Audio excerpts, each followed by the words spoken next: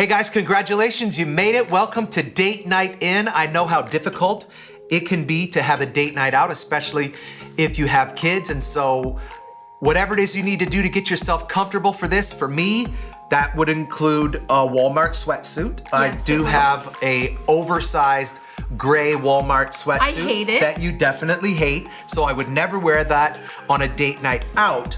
But if I wanted to be comfortable and if I wanted to be in a place where I could be focused and I could have no distractions, I'd have my kids put somewhere, they'd be entertained. Maybe they would have somebody else watching them. But whatever I would have to do to get myself focused, I would do that. Get yourself some popcorn. I think if you get yourself focused and if you dedicate yourself to this for the next hour, it's definitely gonna be worth your time. We've got some great sessions. Right. And I think we just need to congratulate you on being here. Like you're at the beginning of this because you pushed through all the distractions and the temptations that could come up and arise to say you don't need this or you don't have time for that. So good job. And now just a little, I wouldn't call it caution or warning, but this is a tip, okay? Yeah. Get your elbow put away. Your spouse does not need to feel this the whole night. Don't go. Well. Focus on you. That's one thing we found out about our marriage, and we talk about this in our session, that we didn't have a marriage problem for years that almost led to divorce. We had I had a me problem and he had a him problem. And we actually never did get marriage counseling that we felt worked. Nope. What worked for us was Journey to Wholeness to fix Sunny. And then I went in as a better human, and Sean came in as a better human, and we had a completely different marriage. So don't focus on him or her, focus on you. And it will make for a really snuggly, great date night that hopefully will end very special. Have a good night. You know, one of the biggest misconceptions in our culture right now is that there's actually a marriage problem. Statistics would even suggest that 67% of marriages are actually ending in divorce right now. And I think what's happened is that we've begun to attack a problem that doesn't actually exist. So we're attacking a marriage problem when I think by and large, we don't have a marriage problem. And I think you and I, for a long time, we thought that we had a marriage problem. I mean, our marriage had problems, but we didn't have a marriage problem. We had an us problem. We had an us problem. And so I think one of the ways that we want to attack this is this idea that by working on ourselves, we will actually improve our marriages. And so we did all this stuff. We tried all the counseling. We went and sat with pastors and had, conversations to ad nauseum, where it got to the point where things were said that we didn't want to have said. And I think things came out that maybe we didn't even want to come out. I remember a time when we had a marriage counseling appointment. We were living in Florida, and we had a marriage counseling appointment with a guy named Pastor Tracy, and he was the neatest guy, and he had the greatest laugh of all time.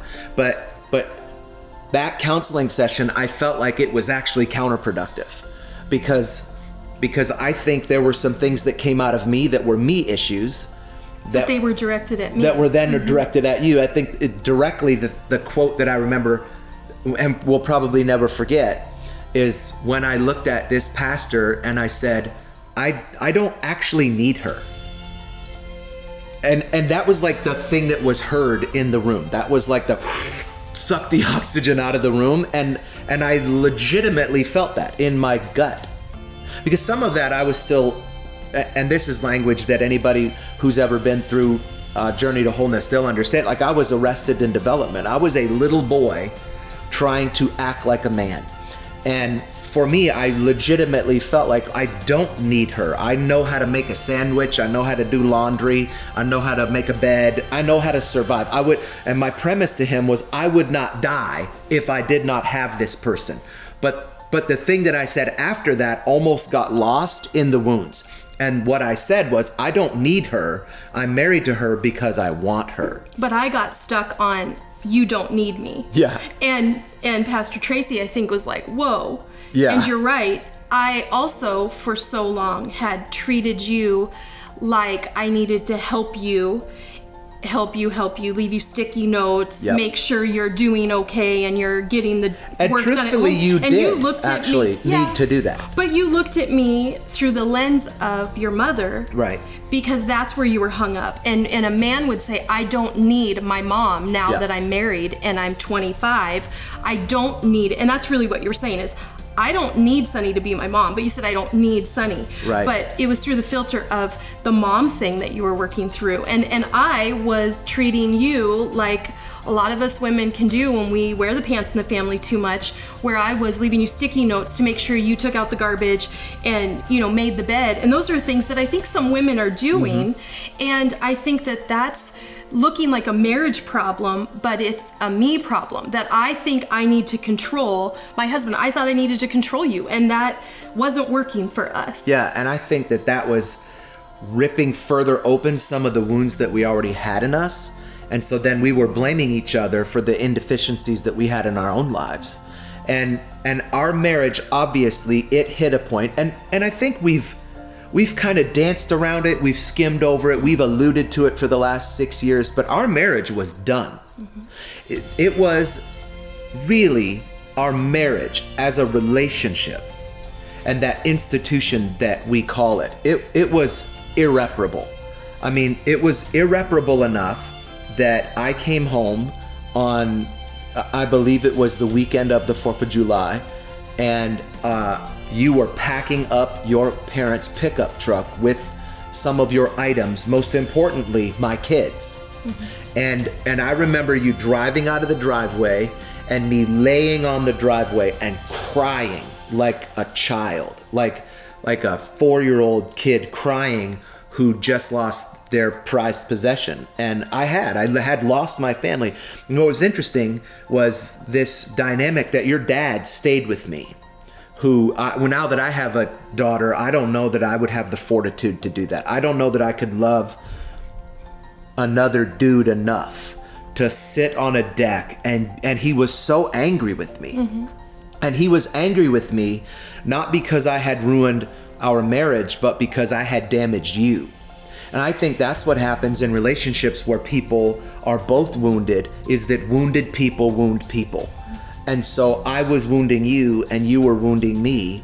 And I think at some point when everything fell apart, and I think when we were we were living in two houses, you were working a job, I was working a job.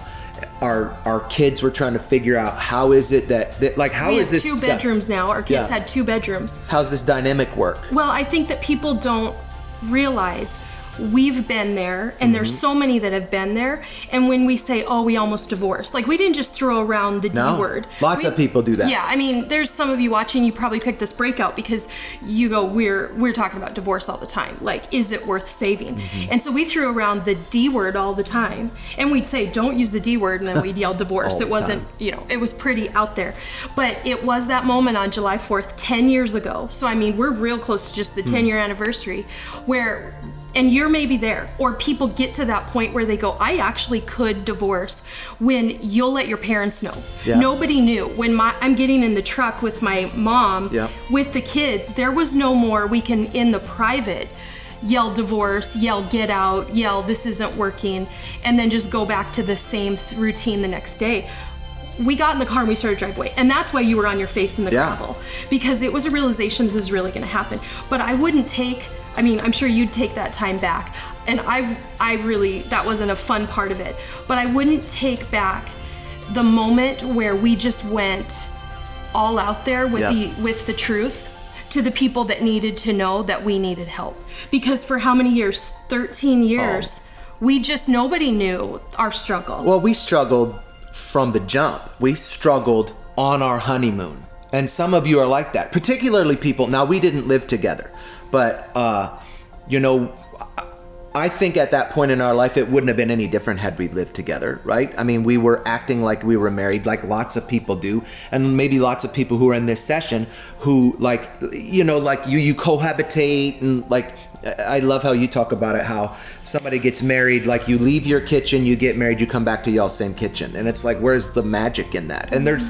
And like, it affects the future marriage. And so for us, like we struggled because we were so familiar with one another. We struggled from our honeymoon. And we never understood why, I don't think, until you pulled the plug. And we finally had to step back and say, well, hold on a minute. Like we've tried all the counseling, we've done all this stuff, we've gone to our pastor, we've prayed, we've... All the private things, yes. Everything that a religious culture will tell you to do, right, other than fix yourself. Right. And we basically were left, I mean, your face in the gravel, my reputation, your reputation in the mud. I mean, when you change your status on Facebook to... I don't know, I think I changed mine to complicated. I realized the immaturity of me. I'd been in 13 years of ministry and led people, and yet I'm gonna change my status. And you begin to realize there's a lot in me that is unhealthy. And it was those moments that we were apart, and you went, I'm unhealthy, and I went, I'm unhealthy. And we went through a program. It took a few months of being separated. We never did file the papers. I printed the papers. You had them. I had them in a folder. I showed him to make him know I'm serious. But then we said, we just need help. We need help. And luckily the program that I don't think it was luck, it was God. The program we went to said, you, even in this female only and male only sessions, like we didn't get to be in the same room, don't think about your spouse. And that was revolutionary. I'm in the room thinking about how messed up we are. But now I'm having to go, no, I'm messed up. Or what part of my childhood has created me or has allowed me to form into the wife I became because of childhood traumas and triggers. And same thing with you. You came from a background that wasn't an easy background. Right. So when we had to quit pointing the finger and literally we're in separate rooms, that's when we started to get healthy. Yeah, I think when you realize that your background has been complicated, if you don't uncomplicate the complicated, the future will be complicated. Yeah. But when we realize that we're just gonna like unravel this thing that is me, unravel this thing that is you. And I think what's interesting is if you take two unhealthy people and you put them together, it's inevitable that you're gonna have an unhealthy relationship. Yeah. And even when you have two healthy people, let's just be totally honest. It's all the time roommates. It's hard. It is complicated at times. There are different dynamics that happen, but when you're healthy, you realize that you have grace, that you have mercy on each other, and that you go, there are times where before we were healthy, there were very few times where we held our tongue. There was always an opinion, there was always something that ruffled each other's feathers. And so now I think that we've worked on us. I don't think for anything other than, yes, we saved our marriage. Let's start there. And it is amazing. I mean, and do we still have moments where we burr each other? Because you're two grown people who have their own proclivities and personalities and opinions. But I think, yes, it saved our marriage. And I think obviously marriage is worth saving because it is the most intimate, relatable relationship to our relationship with the Lord. And so the devil hates marriage. Yes. And so he either wants to destroy marriages or he wants to defer marriages. He wants people to either get unmarried or not get married. And so that's why yes, statistically there is a marital crisis. But I think more than anything, what happened is we saved ourselves. Yeah, we worked on us, and now out of going through that program and realizing all the other things that we tried didn't work for us. They just didn't. But we were still trying to work on communication with two unhealthy people trying to work on communication. Or work on a budget together. And we were missing the steps of, I'm just not good at budgeting personally, so how together can we budget? And you're not good at budgeting, so then together we're really horrible at budgeting. I mean, it's as simple as that. So we went through life skills. Now we have Journey to Wholeness that we just feel everybody who's breathing should go through. Anyone who's gonna get married or is married, anybody who has kids, like that's the other thing. Sure. Is it worth saving? Yes. For the sake of the marriage, for the sake of it's just what God intended to be healthy. But we had kids. like Like, I look at it and I go, I was so selfish to want to blame this marriage thing on him or on our problem while our kids are in the sidelines on the bleacher watching it. Yeah. Or we think the door's closed and they don't hear it and they're totally affected. And we still to this day talk about now, these 10 years that have been good, that our kids like to peek Yeah. at, oh, they're in the kitchen hugging. Yeah. It brings them peace. And I think it's so unselfish to look at yourself first. So unselfish to then say, together we'll get healthy so we can have a marriage that's healthy. And it's so unselfish to say we're gonna make this work for these kids because it will forever affect their life. So it is worth saving. It's worth saving, and luckily we didn't just go, well, this worked for you and I. Yep. I don't know what'll work for others. It actually will work for anyone and everyone when you focus on you. And I think Journey to Wholeness, I think that's a key. I wouldn't say marriage conferences are bad, for sure. I mean, there's some great. people that they didn't choose this breakout because they're just getting married. And we went to our first counseling appointment. Remember, the counselor said, I think you guys are pretty good. And it was our first pre-marriage. Of course we were good. Like, we'd known each other 4 months. Yeah. So of course we loved each other The so whole much. premise of that whole counseling session was we've never had an argument. Yeah, that changed. That was like the worst litmus test of all time, to go, oh, well, trust me, they're coming, and they will come. And even when you're healthy, to some regard, they'll come. But one of the things that I'm really excited about is to get to see our kids' marriages, Isaiah Yes. and Aubrey, because they're not perfect people. We know that. But they've been able to go through the Journey to Wholeness process as we did it at our house, and just kind of walk them through some of that stuff. And some of their traumas were from when we were separated. Yeah, for sure. Wounds that were instilled by unhealthy people. And I would say that's hard to hear, that our kids are like, remember when Daddy had the dog and we had a room with bunk beds in it? Like, I just want to ignore it. You know how sometimes your parents were like, oh, we don't talk about that in our family. I wanted to be that parent. Like, I want to be like, oh, we don't talk about those years. No, that was a trauma, and that would be a future trigger if we don't deal with it. And so I'm so glad we saved it, because now they can go, oh, God can restore. But we always point back to, I found out a lot of problems I had. And I think that's what we want to leave you with, is that look at yourself, because it's real easy when your marriage is in peril to point, to jab, to elbow, even if you're not physically doing it, although a lot of people do. Yeah. To be passive aggressive or to be thinking, even if it's just driving you nuts because all you can think about is how awful your spouse is. That's never gonna get you anywhere. You have to go, what can I do to fix me? I'm Jason Heinrichs. And I'm Abby Heinrichs, and this is the first few years of marriage. So, question number 1. How long have you been married, and can you let us in on the first thing that attracted you to your spouse? Well, we've been married a few years now, and our first time meeting was at Seth's coffee shop. And I loved Abby's glow, and I loved her beam of light that was shining from her. And I couldn't believe that, love at first sight was really possible. And so I didn't believe it at first, but I had a list. And I had worked on a list beforehand as I was going through different relationships and what I really wanted in life. And when I went home, I checked the list I had made, and she was all of them. So I knew she was the one. I would say the first thing that attracted me to you was just your big smile.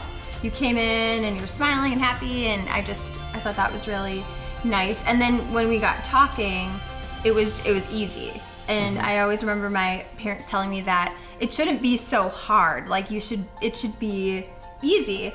And just right away, it was just this comfortability. And I did walk away that day, and I called Emily, my friend, and said, hey, I know this sounds weird, but I think I just met my husband. And then I also had a list, and I went through and reviewed that. And I thought, I didn't know 100%, but I thought that you had most of those things, minus I knew you didn't play the guitar. So that was a bummer. Yeah, I didn't have that one. But it all worked out. Yeah. And you were pretty cute, too. Thank you. You too. All right.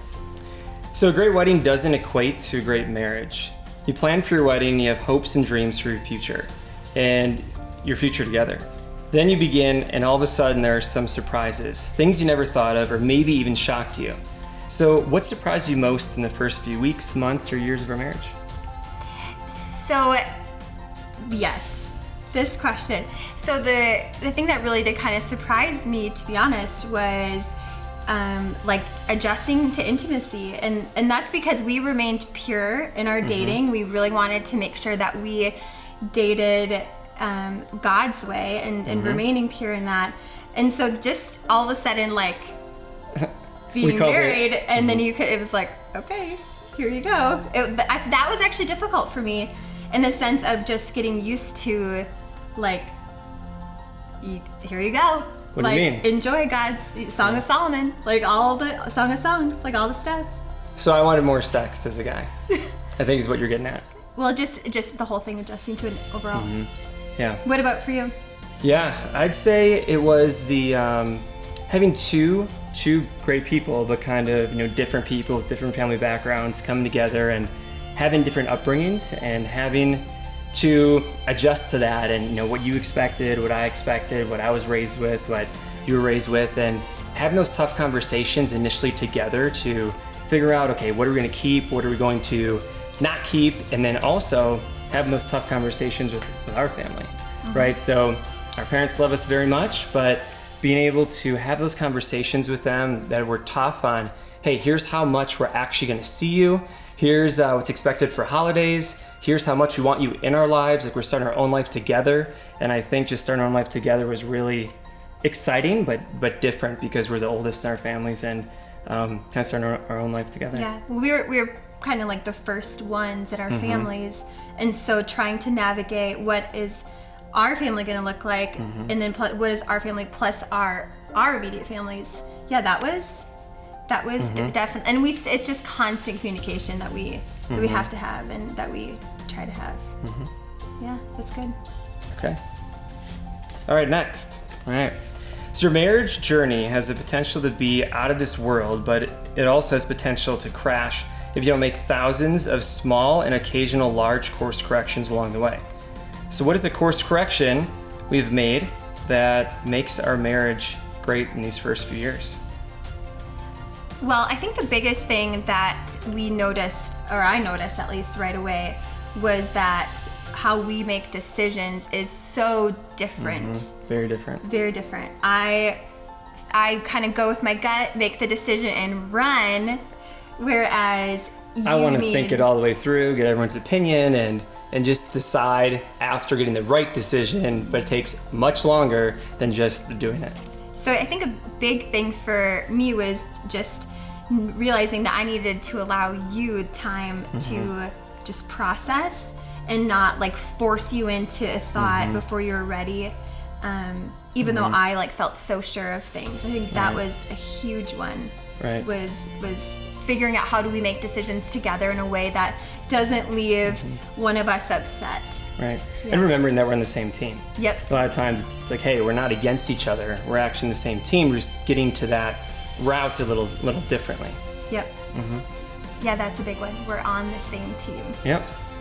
All right. What's my answer to this? Oh, course correction. So I would say for me, it's being less selfish, and it's just being a guy or just the way I am. It's just very selfish. I know what I want to do. And so coming together, being selfless and being as much as Jesus was skin on as I can be, because, you know, I just want to be full of love, and I want to love you, and I want to, you know, be the best for you. But, you know, it's very easy to have my own selfish desires kind of creep up and me want to choose that, when really I know what's going to make us happy and better is being less selfish. Yeah, and you are getting better at that every day. Every day you get better. Working on it. Yep. Still not perfect. No. Yep. Only Jesus is. Yep. Okay. Many times we don't grasp how big or complex marriage can be. A good marriage isn't just two people with good chemistry. If it was, marriage would be pretty easy. Marriage is two people who affect each other by making good choices. Happiness in marriage doesn't depend on your spouse, it depends on your choices. It's knowing you can't change your spouse, you can only change yourself. Knowing all of this, what is one thing you do to make you better for your spouse? Sure. All right. So for me, I would say it's something called the miracle morning, where every morning every day I do things for myself. Fill my own love tank up first so I can be ready for God and for Abby, and just being able to be my best self. I have to get in a daily exercise and journaling and meditation and devotional and prayer and just planning out everything for the day. So I have my kind of I don't know if it's love tank full, but I'm having myself full so I can give my best self to Abby and give her like the overflow of myself and not just my leftovers from my stress or my worry or my bouncing around. It's really been great to start my day off that way with the Miracle Morning. And I think for me, it's actually pretty similar to what you said, but kind of goes back to what Pastor Sean and Pastor Sunny talk about with your 5. God first, and then you. And I'm similar in that I really need my time. And as an introvert, especially, like, I recharge by myself. And so I have to make sure that I take that morning time with Jesus, with my Devo, with the Bible, with the book I'm reading, to just fully connect. And also leaving myself margin, maybe after work, so that I can, again, kind of fill up, so that when you come home, I'm good. Because if I don't have those times and I'm just drained, I'm definitely not my best self. So just having that time, that's a good one. No one ever promised that marriage would be easy. Your relationship will experience pressure and stress. Your life will mostly be filled with busyness and complications, and your marriage will pay a price for that type of pressure cooker reality. So what is your favorite way or thing to do to keep fun and laughter in your marriage? Well, I'd say I love going on trips with you. I really do. Yeah. Very fortunate to get a couple company trips a year. We do a retreat pretty much yearly around our anniversary. Go up to Door County usually and just talk about life and kind of settle in on how's this year gone and what are some dreams and goals for the next year, and that's been really great. Also, say some bike rides, car rides with Bella. You know. We do like to take our cat on car rides sometimes. Yeah, she freaks out. That's funny. It's a good time. I would say I love the vacations. Just those moments to connect in a totally unfamiliar place and just see these amazing experiences is just so cool. And we make such cool memories on those trips. But then also, on a daily basis or on a weekly basis, we do try to date weekly. So Tuesday nights usually is our night to either make food together and hang out, or like go out somewhere and get something. But just that opportunity. I mean, we laugh when we're together, and so it's just making that time and making sure it's like protected so that we have that time together. Yeah, it's a good one. Yeah. Hi everyone, we're here to talk to you about wholeness in marriage. This is Ruben and I'm Becky. And the number one question you get when you lead a Journey to Wholeness group is, great, now tell me, how do I get wholeness in my marriage? Or how do I get wholeness in my relationships? And so today what we're gonna do is we're gonna define it for you, which is why we have our notes with us, because we wanna make sure we get that accurate. And then we're gonna give you some practical steps to follow to get to the wholeness that you're seeking. So first I'm gonna define wholeness, and the dictionary says that it's the state of forming complete unity, the state of being unbroken or undamaged, having good physical, spiritual, and mental health. So we're gonna attack that first piece of it first, and that's the state of forming a complete unity. So the Bible talks about this one flesh. So you hear that. So in Genesis, it describes it as a helper and as a companion. Yeah, and I used to have trouble with that. As soon as they started talking about the wife and the woman as the helper and companion, it just like rubbed me a little wrong until I learned what it really meant. Yeah, and then there's this other word that the Bible talks about, and there's this word called Ezer. I think that I'm saying it right. Ezer. Yeah, and this is a very cool word because the Bible talks about it, and it says that in Genesis 2:18 it says a helper and a companion. Yeah, so I really loved that definition because when I would hear it previously or read it on my own, I didn't get the context of it. I didn't understand what that word meant. But as soon as I found out that Ezer meant that you're standing back to back together, it's like it's not one who submits and giving themselves up. It's one who submits and gets on board with the mission that person is presenting to them. And I think that's what we do in marriage, right? You come to someone and you present yourself and you say, I want to marry you. I want to like join my life with you because I think what you bring to the table is going to make things better. We're together going to be stronger and better, and we're going to create a life together that I couldn't do on my own. And so when I heard that it was something that brought strength to my life, that it brought strength to him, that it bettered me, then I was all on board with that helper. God called us oneness because there's no joint or connector or crack or fissure that can enter into something that's one. And when we just kind of loosely consider each other, then we're leaving room for something else to enter in. Yeah, that's the power of marriage. And that's what God created. It created that for us, and we're united and we believe in this thing, and there's an advantage of that when you are one in a marriage. That's an advantage, and that's going to set you up for the future.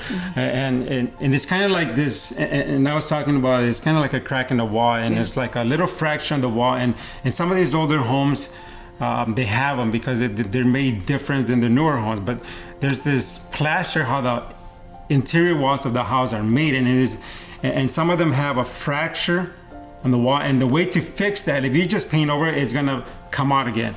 But if you get in there with a tool and you scrape on it, and that's you have to get in there to open up that crack, and then you have to plaster with some new plaster, and then when you do that, then you paint it, and you see when you get in there with the tool to open it, that's marriage. That's you're letting that person in your life, and it's fortified and stronger than before.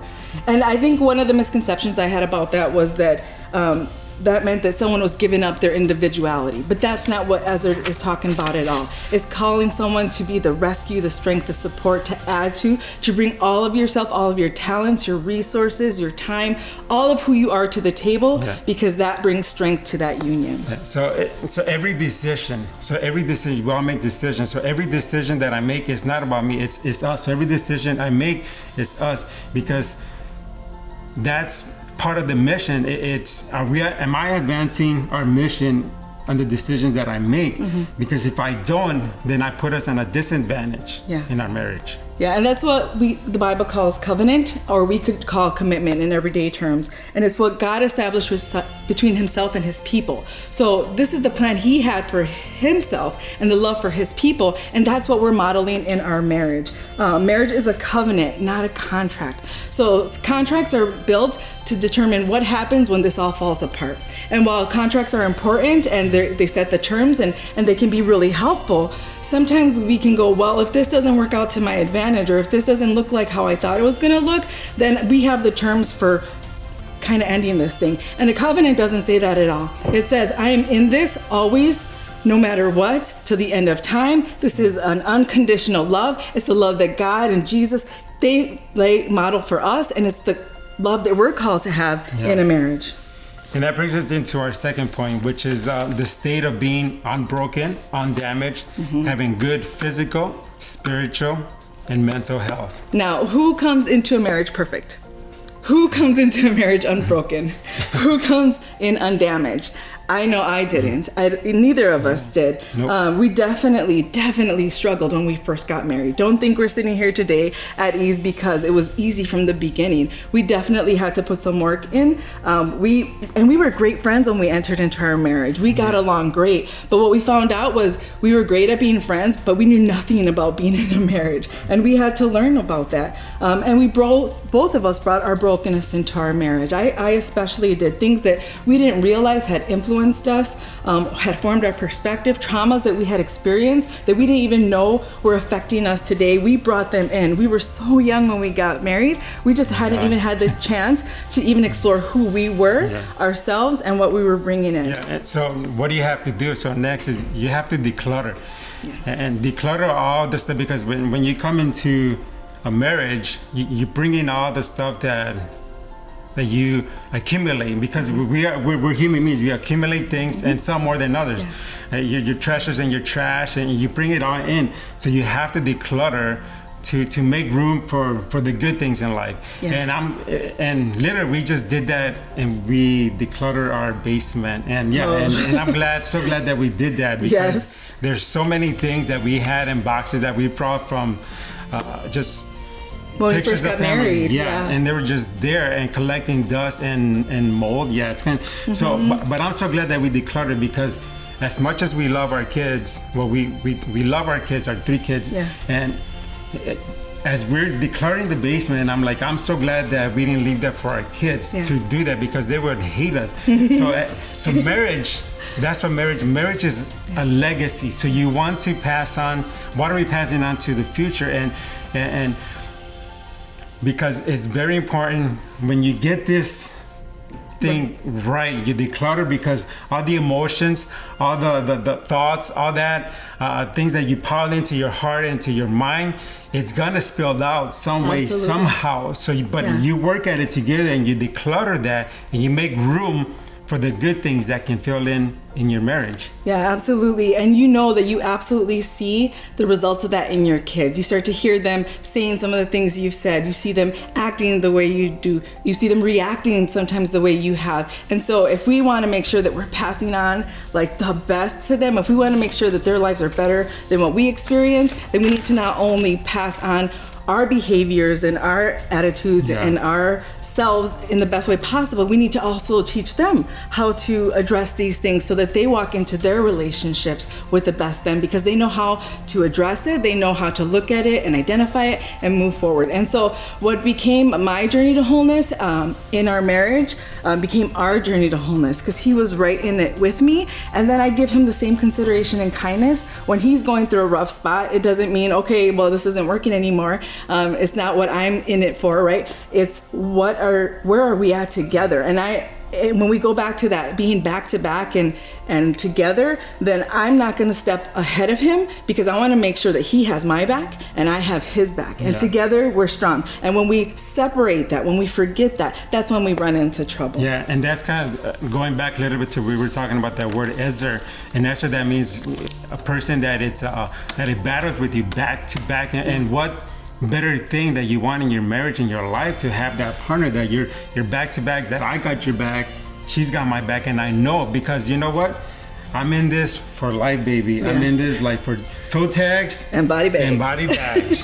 Yeah, absolutely. So now you have that question. The question is, how do I get my marriage to wholeness and healing? Because we all have healing we have to go through. So the first thing is, you got to take an inventory. You have to find out what it is that you came into this relationship with broken. What did I come with that was already broken? And then you have to look at what has been breaking since we got married. What were the things that we weren't aware of that we need to now address? And has it affected our capacity for oneness? Are we like steps apart, or are we inches apart? Like, that makes a difference. Then you know what you have to tackle together. And what you have to know is that the traumas and difficulties and how your marriage has been up to now, that doesn't matter. It's how you respond to what you've learned and what you know now. Yeah. So the second thing is, do you remember? It's like, do you remember the time?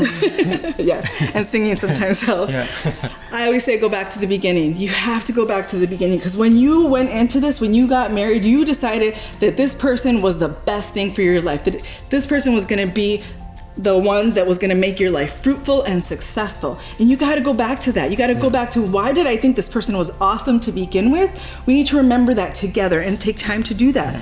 Yeah, because you believed in that person. You believed in her, and I believed in you. And that first time, like I asked you, that was like over 20 some years ago, and I asked you wouldn't be my girlfriend later on, Mary. So here we are, because I believed in her, that she made the best of me. She brings the best of you. And you know that she brought the best to the table, that it made you stronger, it made you just better, just made you whole, it complete you, it just made you the best man, the best woman, that together. And Yeah, I mean, that's Yeah. one. When we that's start what out in life, we want to know that we're going to win, right? Like when you're Yeah. on your own and you're playing sports or you're in school, like you want to be the best, you want to be top. And I Yeah. think when we go into marriage, we think the same thing. Like we're going to be the best couple ever, right? yeah, Like yeah. we're going to win at life. You're gonna win medals, you know. Yeah. That's what every anniversary is. Every anniversary is a win. Yeah. And I know we didn't do that, and I wish we did, because you know, like maybe you can start that off and have medals. Like, okay, your first anniversary, have a medal, and you know, your third, your fourth, and it's a medal that you're winning, because we can be champions in marriage. Yeah. You can be a champion in marriage. Absolutely. Yeah. Yeah. And you know, maybe some years are really tough. First 5 years, you know, we weren't always winning in marriage, but it's a participation medal. Yeah. And then other years, maybe you get a bigger medal or you get a gold medal because you're like, this was a good year. But acknowledge those together and celebrate them together. So that brings us to our third point. And the third thing you need to do in a marriage to get to wholeness is build. You need to put in and not take out. And too often we come into a marriage and think, you know, this is what I'm going to get out of it. This is what he's going to do for me. This is what she's going to do for me. And if we're building something, we have to come into it thinking, what am I going to put in, not what I'm going to take out? Because the Bible, I think of Proverbs all the time in the Bible where it says that the foolish woman tears down her house, but the wise woman builds it up. Yeah. And this applies to guys too. It's not just the women, right? What are you putting in? What have you contributed to your marriage this year, today, this week, last month? What have you put in that is building and getting you to the mission that you first went on when you got married? Yeah, because marriage is a building process. It's building. It's becoming just that. Well, you have to deposit the best of you into this thing, and your talents, your resources, the best who you are, like what you bring in life, those gifts that God gave you. You got to deposit them in your marriage, and that just because later on it becomes we, not me. Yeah. You know, and that what makes the marriage strong. And That's the first step to building. You're putting two blocks together, me to we. Yeah. Now we're stronger. We're making something here. Yeah, so it's us always bringing together the best, you know, whatever that is that you have, and you bring it in together. So marriage, and at the end of your life, the building blocks are going to add up into a life that you're both going to be proud of. Yeah. So wholeness in marriage, it takes effort, right? But it's a journey worth taking. Yes. 25 years. 25 years. Baby. Hi, I'm Chris. And I'm Brittany. Hi, my name is DJ, and this is my wife Candace, and we're talking about navigating family relationships. So, how long have you been married, and share one trait that you love about your spouse? Well, we've been married for a little over 7 years now, and you have a lot of traits that I love about you. I mean, if I had to go one physical, one of my favorite things is your eyes that I've always loved. But one of my main traits that I love about you is I just love your personality and your drive. And I think a lot of times people can be intimidated by like strong personalities in women, but it's one of my favorite things about you. And I get to be your husband, and I'm proud to see when you take initiative and you take steps and see those things in what you do throughout life. So yeah, this one was a hard one for me because there's just so many traits that I do love. But I think one of my favorites is that you are funny, even though I don't think everybody else gets to see that. I am funny. You are funny. So I definitely like that because I could be serious, so you kind of remind me to laugh and just like enjoy life. And yeah, that's one of my favorites. Awesome. First question now, how long have you been married, and share one trait you love about your spouse? This year, we have been married, 2019, we've been married 12 years. And the one thing that I love about you is how driven you are. No matter what doors close, no matter who says no, you always find a way to push through and navigate your way around the situation and just keep going and keep fighting no matter what. I can name a lot of different examples, but your drive, your determination is just incredible. Oh, thank you. Well, what I admire most about you, Chris, is that, you know, we always joke about it, but back in high school, I joked about him having gray hair. And so when I met him, he was like, oh, well, you know, that means I have wisdom. And I'm like, whatever that means.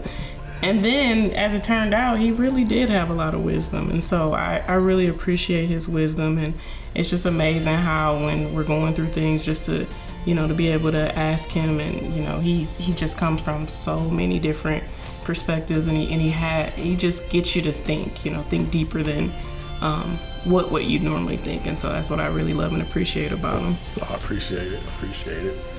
When you are dating, one of the most nerve-wracking things is meeting each other's families. When you met each other's families, what is the best thing you did to build positive relationships? Want me to go first? Do you have to reread that now? No. Well, I think when we got married,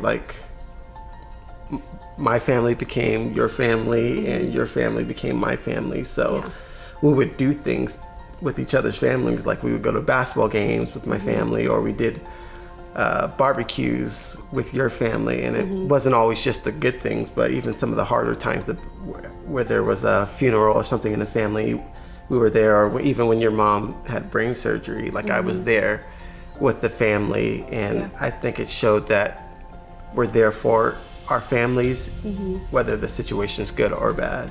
Yeah, I agree with that. And I think what we put into our families is what you get out of it. And I knew that I wanted a strong relationship with my mother-in-law. She's a super strong woman of faith, and she raised 4 boys who all love Jesus, serve in the church.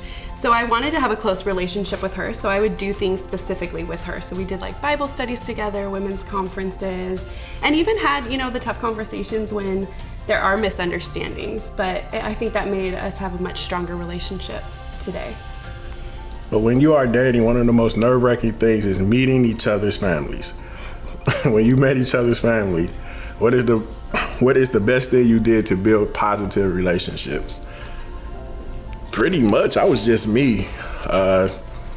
Goofy, outgoing, just put myself out there just to make everything comfortable, pretty much. Didn't want to be uncomfortable, so I just put myself out there. Well, I think the most challenging thing about our relationship was really that we were young, first and foremost.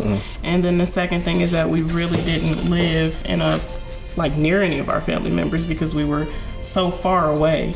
And so one of the things was, just like Chris said, putting yourself out there, but really getting to know them and trying to find multiple methods. So it's sometimes beyond face-to-face, but really picking up the phone and just saying, hey, what's up?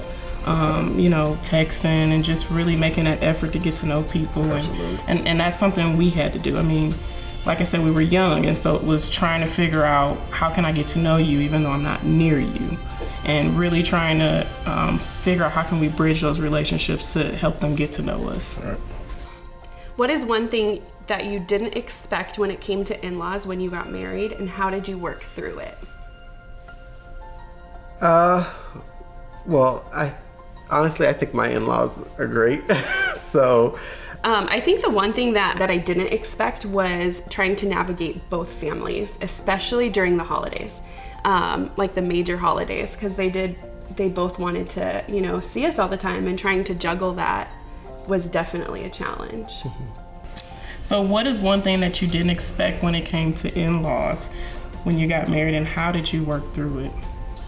Well, it's interesting because, like I said, we were young, but for us, when working with our in-laws, we were really close to our mothers and our fathers. But what it really boiled down to is that because we were so close to our family members, is that we would often call on them for guidance. And so when things would happen in our relationship, we found ourselves giving them a call or saying, hey, here's what happened, and explaining a little bit more than what we needed to.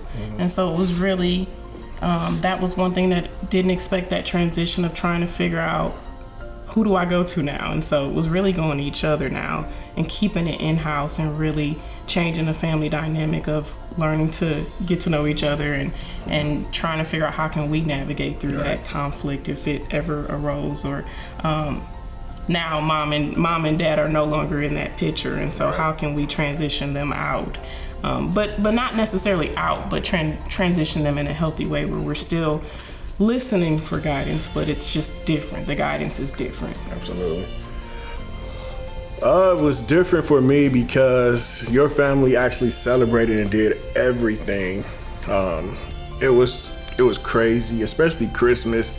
That holiday was just, it was bittersweet for me because my family, we celebrate Christmas together, but we would hang out for maybe an hour and a half, and we'd go about our business. You guys stayed together for 6, 7, 8 hours, opening gifts. Everybody got to see what everybody got, and it was kind of weird for me in the beginning.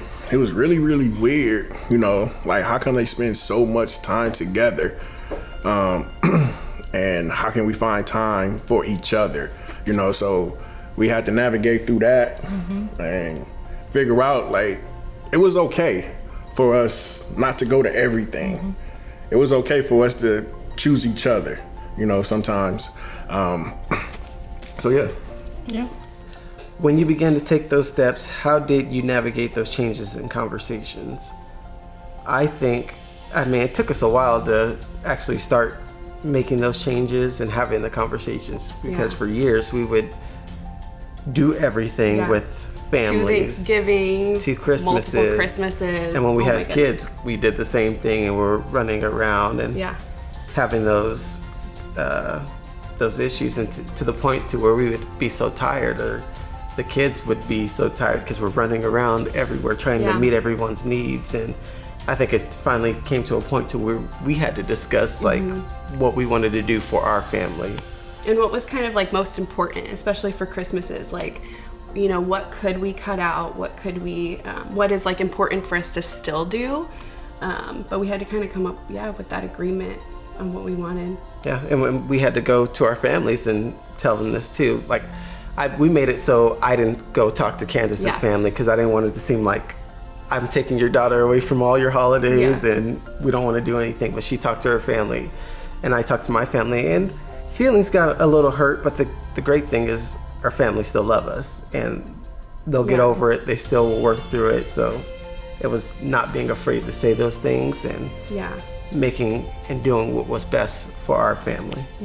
I think one piece of advice that I wish I had back then is when we first moved here, and Pastor Lori told me right when the holidays was coming, she said, what traditions and what memories do you want to create with your family so that your kids want to come back home?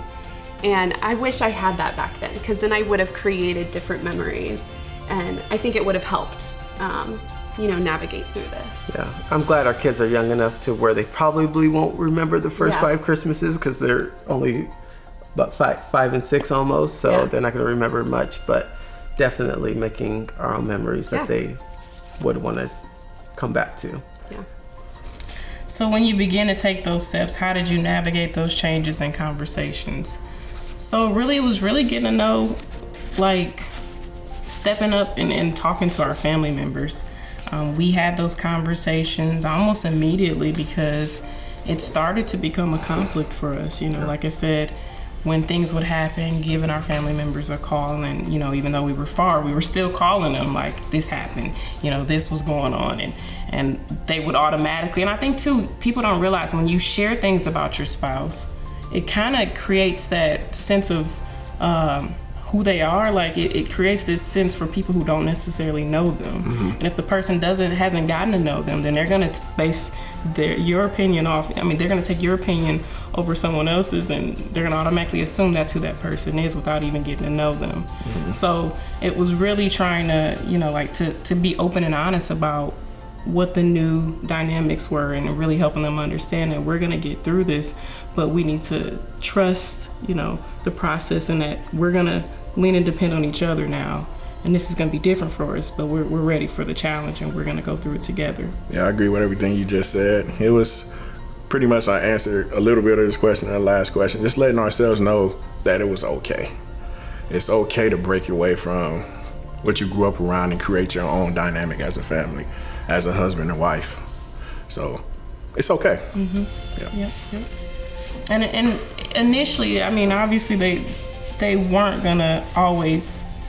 Sometimes you may not get those who are receptive to hearing what you have to say, especially when it comes to no longer giving advice, or not that they're not giving advice, but they're just giving it on a different level. So they may not always say, or be receptive to the fact that you're saying, okay, we're transitioning now. This is different for us. We're gonna receive advice from you differently now because we're gonna try to depend on, you know, what's next for ourselves. And Right. so they may not receive it well, but it's important to have those type of conversations.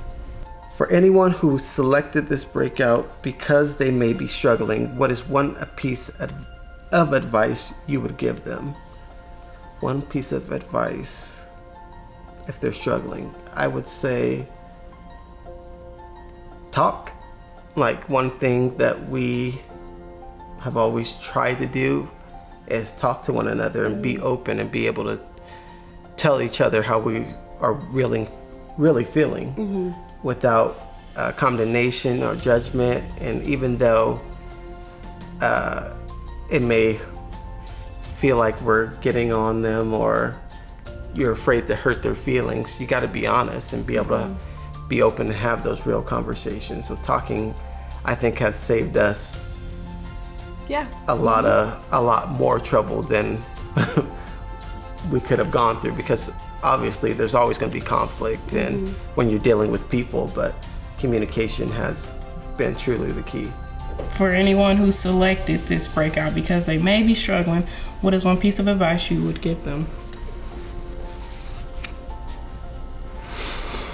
I would say just always be willing.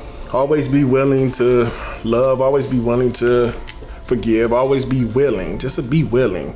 It's not gonna be easy all the time, but you gotta fight through that. You gotta fight through it. They might not be receptive to it, but continue to fight, continue to push, because one day they will get it. They will get it. My advice is just always be willing. And then you put that positive word after willing, whatever it is, loving, forgiving, understanding, whatever it is. Definitely communication is key. We talk to each other about everything. I mean, even on our way home from work, wherever we're going, we're always talking. It's like if I know something and I think it's important for Chris to know, I'm sharing it with him, because I would never want it to be a situation where someone says something, they're like, did you know, like, oh, Chris, did you know this? And he's like, I don't know that. You know, it's about building this strong bond between each other. And so we have this strong bond where it's like we're building a house. You know, you're building this strong foundation. And so God is that strong foundation, but he's now building us to build this family. And so together we're going to build this, you know, this house together. Yes. So good. What a great night. Thanks for joining us. Now you may want to talk about this. In fact, we'd encourage you to discuss some of the things from tonight. And after you talk about it, it's a little you time. Yes, it is. Good night.